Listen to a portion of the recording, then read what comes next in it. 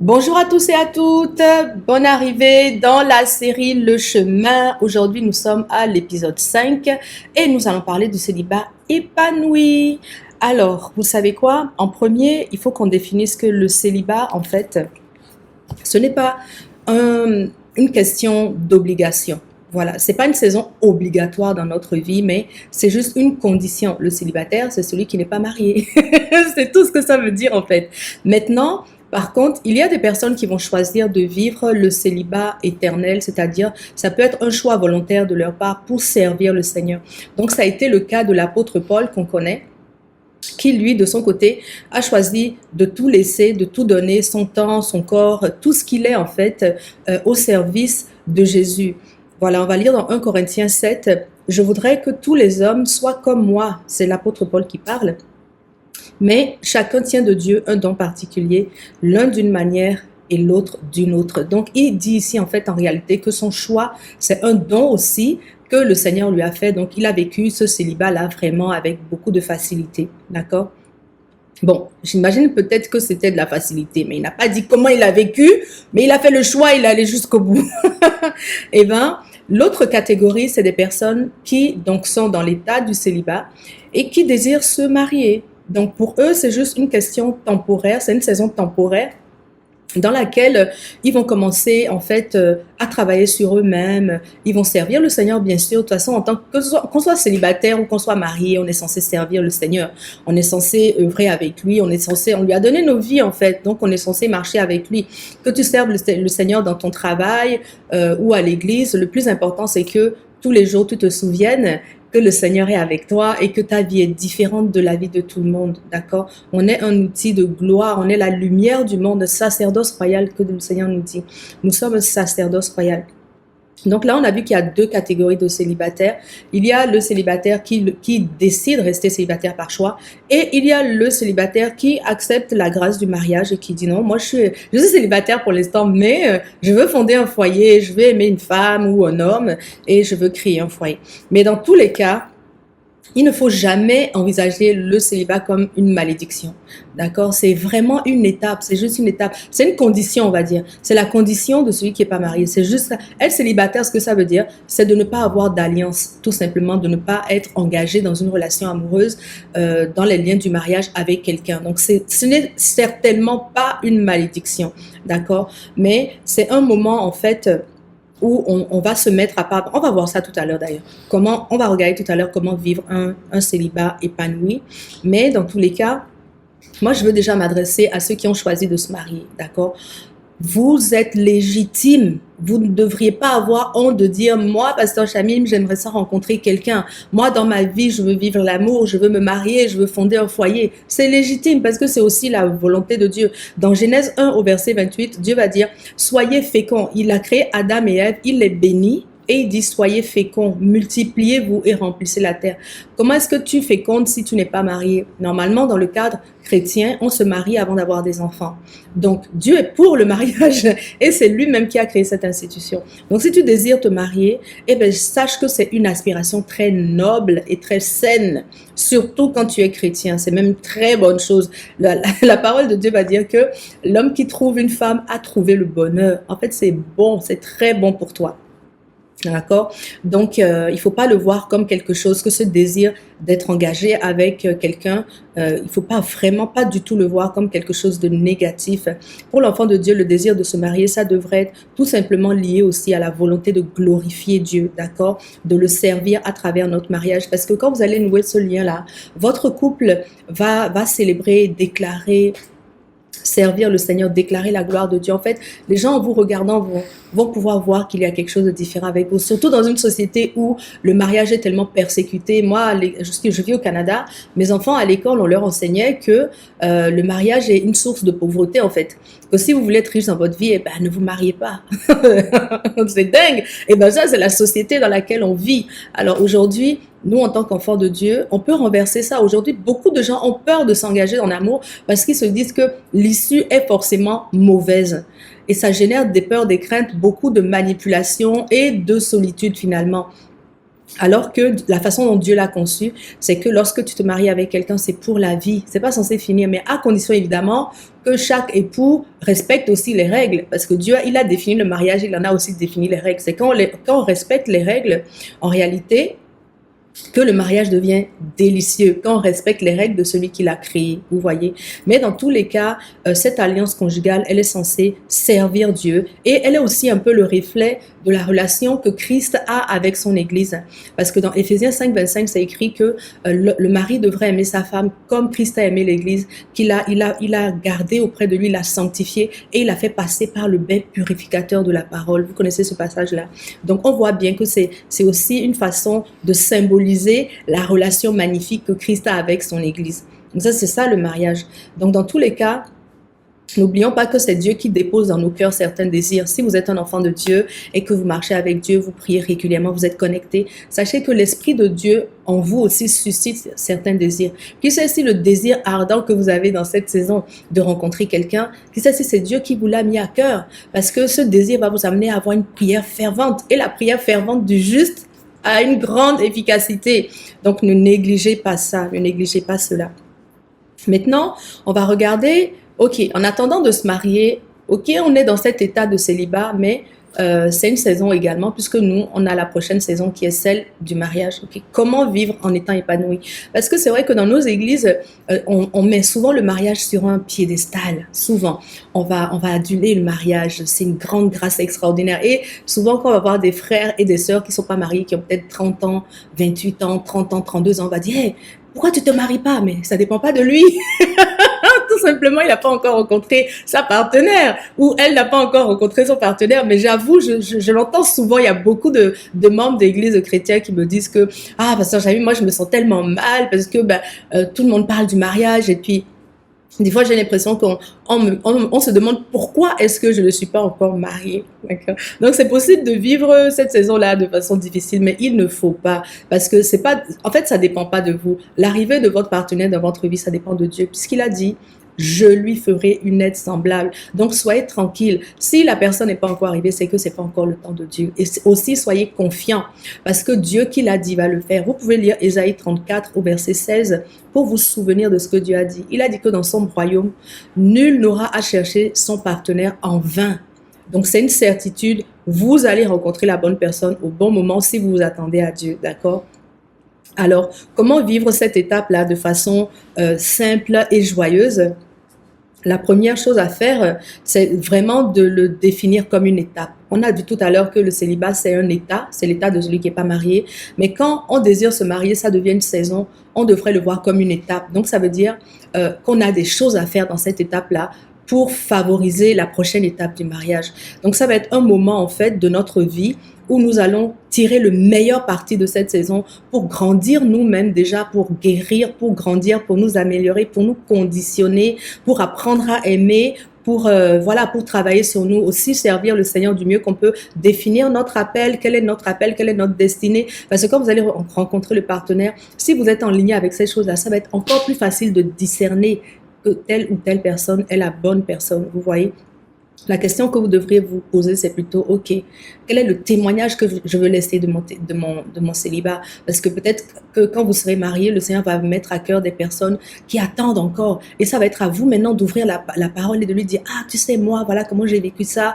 Donc, choisissez comment vous voulez vivre cette étape-là? C'est une vraie question, cette étape de célibat. Est-ce que vous voulez la vivre en vous lamentant? Parce que même si vous n'êtes pas célibataire, vous êtes un enfant de Dieu. Christ a donné sa vie pour que vous receviez la vôtre et que vous la viviez abondamment, dans la plénitude. Donc, que vous soyez marié ou pas, vous êtes censé être dans la plénitude de Dieu chaque saison de votre vie. Moi, ce que je veux vous encourager à faire, c'est de choisir de vous offrir à vous-même la meilleure version de vous. Choisissez de guérir, observez-vous, fréquentez des gens, des amis.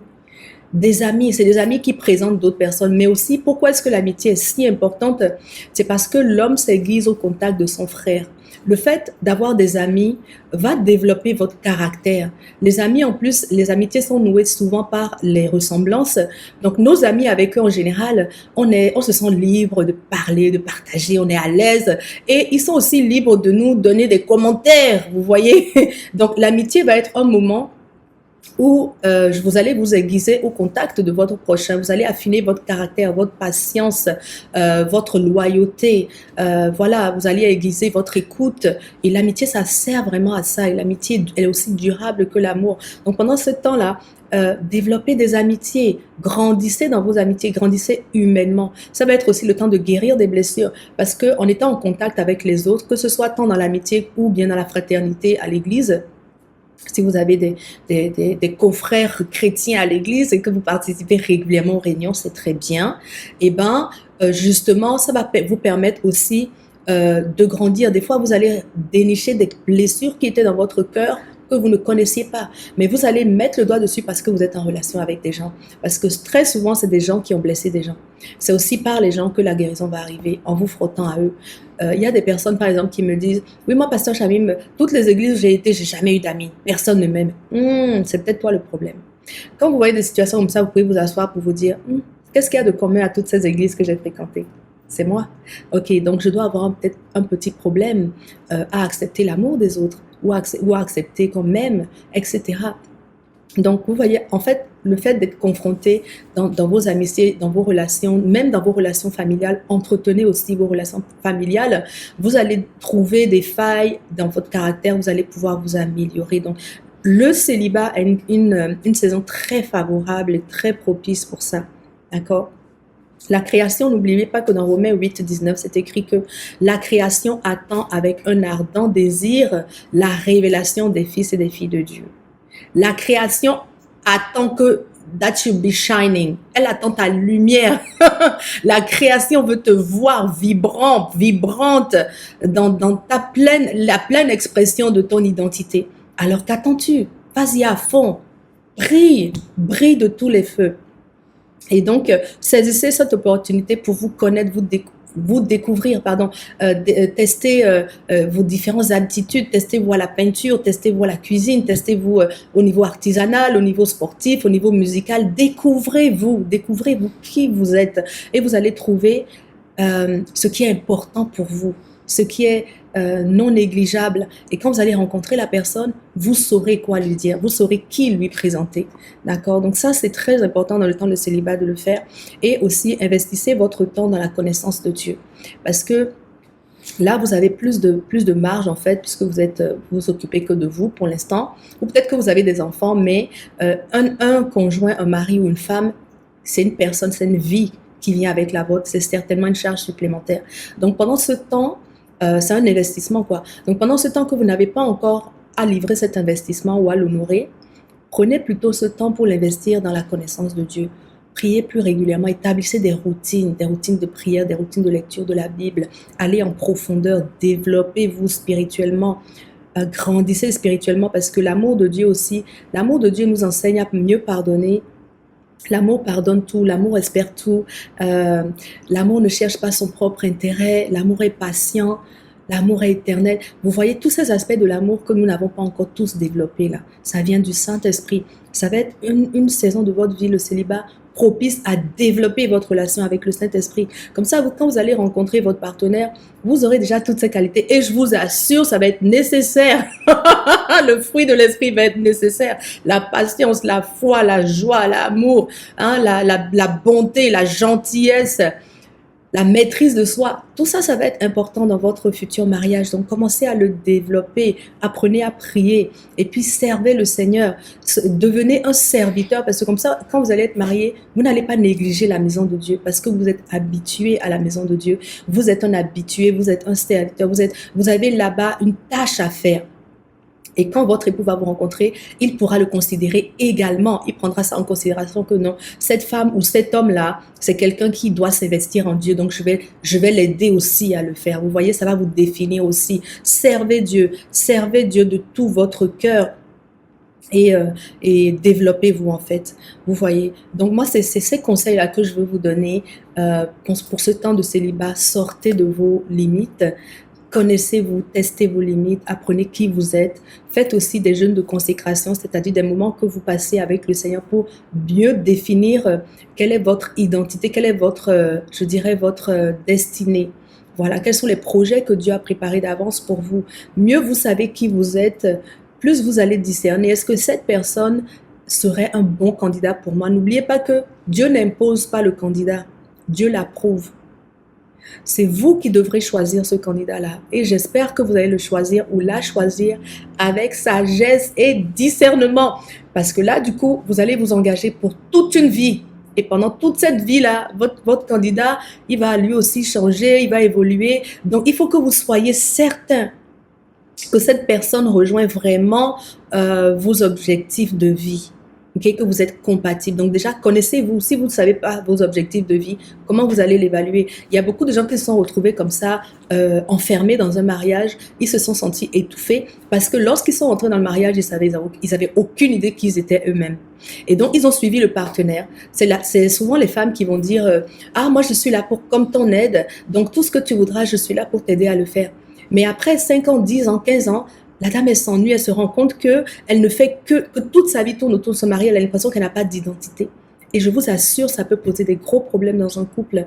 Donc, plus vous prenez le temps de vous connaître, de maturer, mieux vous allez pouvoir discerner est-ce que cette personne, dans sa perspective de vie, dans son caractère, dans son divertissement, dans les choses qu'elle apprécie, est-ce qu'elle serait un bon match pour moi? Vous voyez, moi, par exemple, j'ai demandé à Dieu un homme qui aime la parole de Dieu. Parce que moi, j'aime creuser dans la Bible.